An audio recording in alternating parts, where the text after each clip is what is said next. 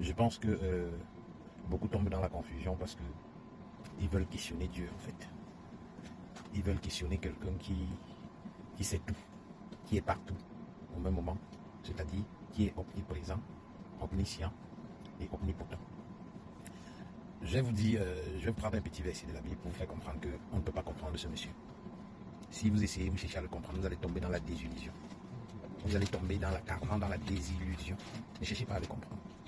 Vous vous rappelez lorsque, dans les récits bibliques, lorsque Adam et Ève avaient consommé le fruit défendu et que Dieu est venu à poser la question à Adam de savoir s'il a mangé le fruit défendu.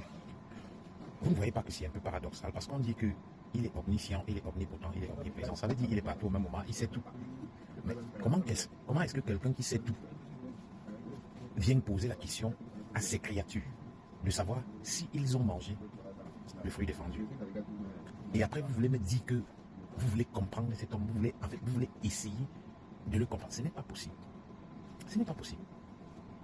Les gens sont frustrés et les gens tombent dans la confusion au quotidien parce qu'ils veulent comprendre ce monsieur. J'ai souvent l'habitude de dire, si à un certain moment de votre vie, certaines choses vous dépassent, si vous estimez que vous n'avez plus le contrôle sur quoi que ce soit, mettez simplement vos genoux au sol, priez et laissez-le entre les mains de Dieu.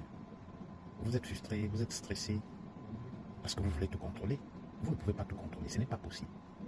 Si c'était aussi facile, il devrait donner la possibilité à chacun de nous de pouvoir connaître en fait son destin. De savoir que bon, dans 1 mois, dans 2 mois, dans 3 mois, dans 4 mois, je serai à tel endroit, je serai X, je serai Y. Mais ce n'est pas possible. Parce que si c'était le cas, il y aura des personnes qui vont essayer de vouloir changer les destins en fait. Tout ce que vous essayez de contrôler, à tout moment vous pouvez changer. Et c'est pour ça que j'ai souvent l'habitude de dire, c'est l'incertitude du destin qui fait la beauté de la vie. C'est parce que le destin est incertain et la vie est belle. On vit simplement et on découvre au fur et à mesure qu'on vit. Donc le petit message que j'ai envie de vous passer ce matin, c'est de croire. Arrêtez de questionner ce monsieur.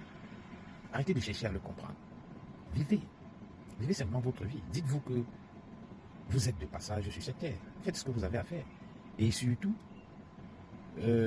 accordez beaucoup d'attention ou alors d'importance à ce que j'appelle le concept d'immortalité. C'est quoi le concept d'immortalité? Le concept d'immortalité ici, en fait, c'est cette capacité de pouvoir inscrire, j'ai envie de dire son nom, sa personne, dans l'esprit, dans l'âme des gens. Ça veut dire pendant que vous êtes encore vivant, posez de bonnes actions. Pendant que vous êtes encore vivant, marquez votre existence. Pendant que vous êtes encore vivant, marquez l'esprit des gens.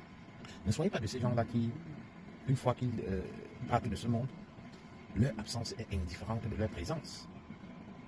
Ce que vous devez savoir, en fait, c'est que, mes amis, naître, c'est quelque chose de normal. Vous voyez, c'est naturel.